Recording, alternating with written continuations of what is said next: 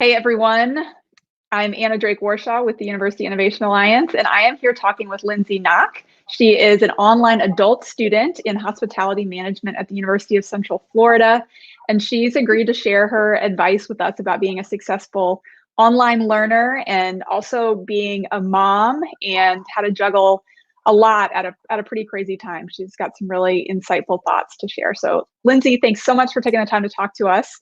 Tell me a Thank little bit you. and us a little bit about you. I am 31 and I am an adult student. I have a little girl who is almost 2, and I've been married for almost 5 years. So, juggling school and a little one, and a husband and 2 large dogs in the process of moving.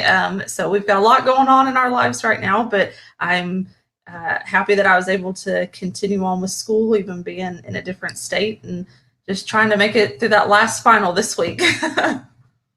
That's great. I know you're going to do it. So, given your experience with kind of classroom and online learning, what Lindsey shared with me a moment before we went live is that she started out at a big a big university after high school, and that was in person, and it was not the right fit for her at the time. And then you ended up pursuing your degree later online. So, tell me a little bit about how that's worked for you and how you adjusted to online. What advice would you give yourself looking back? I would definitely tell myself it's okay if you don't know exactly what you want to do at 18. And if a big college is not for you, that's okay. It's okay to not know. That doesn't mean just sit there and don't do anything, but it's okay to explore some different options. I've worked in insurance. I've worked as a front desk receptionist. I've worked in a few different areas before I decided what I wanted to do and go back to school. So my main advice would probably be to myself, that's okay. Just survive, explore some different things. But if you don't know what you want to do, don't pressure yourself into trying to go through and get a degree that you don't want, because you're probably not going to do as well if you have to go sit through classes that you're not interested in. You're not going to be interested in going to class. So, um, and definitely just when you find out what you want to do, jump in. Just figure out where you want to do and jump in.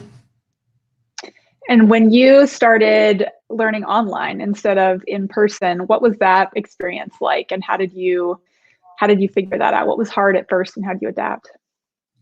The main thing was that at that point I didn't have a little one. I was married, but I didn't have a kid yet. But I would say one of the hardest part was figuring out how to manage my time. One of the smart things I did was I didn't jump into 12 or 15 hours worth of classes. I think I did 2 in the first semester or 2, and kind of got my bearings and figured out, okay, this is how I learn best. This is the best way for me to study and to do things online, and just tried a few different, print all the notes, write the notes myself, just figuring out what worked for me, and not trying to take too many classes at once was probably the best thing that I did. That's great. And you mentioned time management. So that's something that for students who are transitioning to remote learning and a very fluid schedule that's different than being on campus. So it can be a challenge to adapt. So what advice would you give other students for managing your time as an online learner? I would definitely say, especially for a lot of the younger generation under me, I don't want to say kids because they're adults now, but the ones that are having to move from face to face to these online classes, because I believe UCF is doing all virtual even through the summer now. If you have a schedule for school, just because you're not in class doesn't mean you don't keep that schedule. If you go to your math class from 9 to 10 o'clock in the morning, focus on math from 9 to 10 in the morning, those days. Try to keep your schedule as normal as possible. And I really think that's going to help a lot of students who are thinking, darn, I don't know what to do with my time now. And they may be just so overwhelmed with, I have all this time, but I still have all this schoolwork. Try to keep your schedule and maintain it as much as possible. Is probably the best advice I would give anybody. Just stick with it, keep that schedule. Yeah, that's great advice. Thanks. So what else did you struggle with initially, and have you struggled with as an online learner, also juggling kind of family priorities? You've got a small daughter. What's been challenging, and how have you figured out how to adapt? Uh, Definitely at first, as an adult student, it was I'd get halfway through a semester and think, is this worth it? Why am I putting myself through this? There's so much to do. And that was probably a big personal thing for me, is that, I already quit school once, sort of, and is this worth it? Am I gonna get through it? But thankfully, my husband is extremely supportive. He's always willing to, I'd say, cook dinner, but more like order out, go get it, and take our daughter for the day, and do something fun with her so I can have some time. So um, the best thing, I have a list of all of my classes for my degree semester I go through, and I mark it off and mark the A beside it, or the grade beside it. And then that way, halfway through this semester, I'm thinking, oh my gosh, I don't know that I'm going to make it. I've gone back and looked at all these classes that I've taken and that I've done so well in, and think this is worth something. And if I hadn't started when I did, then I wouldn't be as far along. And if I could just stick to that as a workout routine, I'd probably do really good. But just keeping a list of all those classes and seeing how far I've come. And unfortunately, not everybody has such a great support system, but I am lucky enough to have somebody, along with other people, but my husband as well, who is there to say, you're doing a great job. What can I do to help? If you don't feel like cooking dinner, let me take care of that. Do you need an extra day to get some stuff done? So it's a struggle to jump in sometimes, and it's a struggle for everybody, online or not, to get most of the way through school and then go, I'm so tired. I am so tired, especially if your toddler doesn't sleep one night. But just looking back at those classes that I've taken, and seeing that I have accomplished something. I'm almost done. So there's a light at the end of the tunnel, and just think about it in the sense that if I hadn't started when I did, I wouldn't be as far along now. That's such a great perspective, and that's really encouraging to hear. Thanks for sharing that.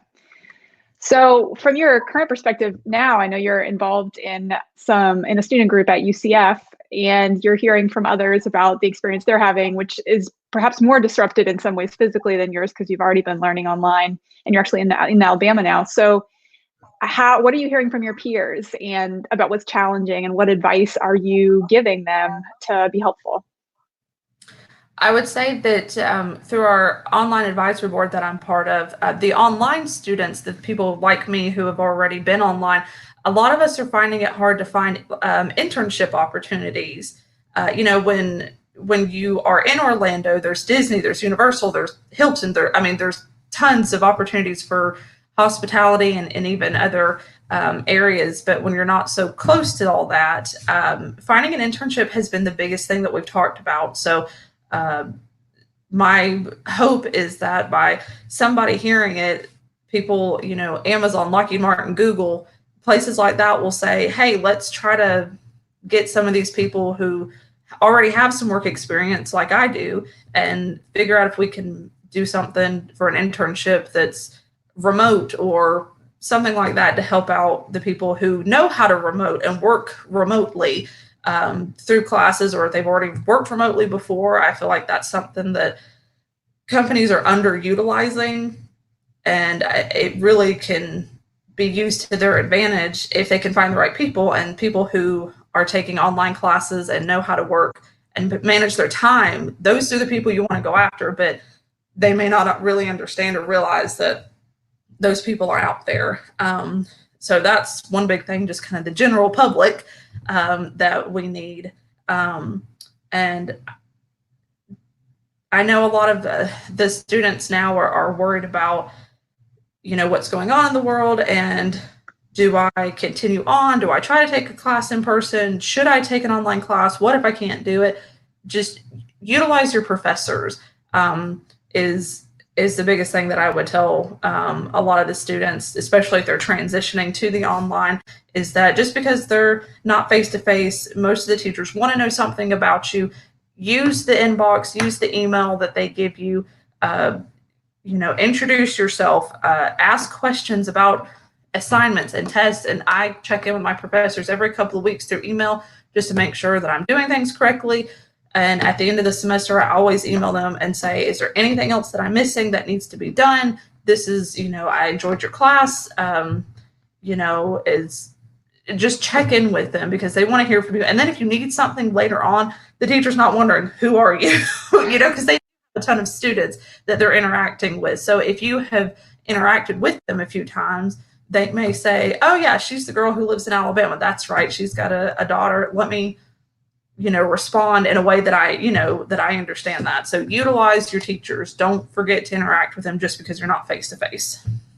That's great. That's a great suggestion. And relatedly, what advice might you have for faculty who are trying to do this anew in a different format very quickly? What can they do to be helpful as professors to students who are also having a new experience themselves? I would say the faculty needs to get together and streamline how they want their online pages to look. I know UCF works in Canvas. I think most of the other online classes, in the United States do that as well. But trying to figure out where each teacher puts their syllabus. Is it on the home page? Is it on a different tab? Is it under modules? Is it under this?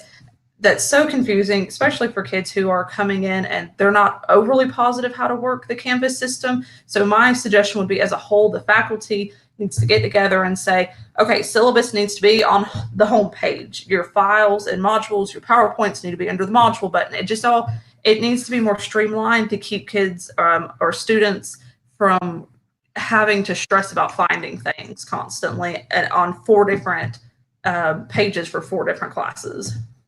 Yeah, that's a great recommendation. I'm sure UCF isn't unique in having many different ways that faculty are laying out their Canvas courses.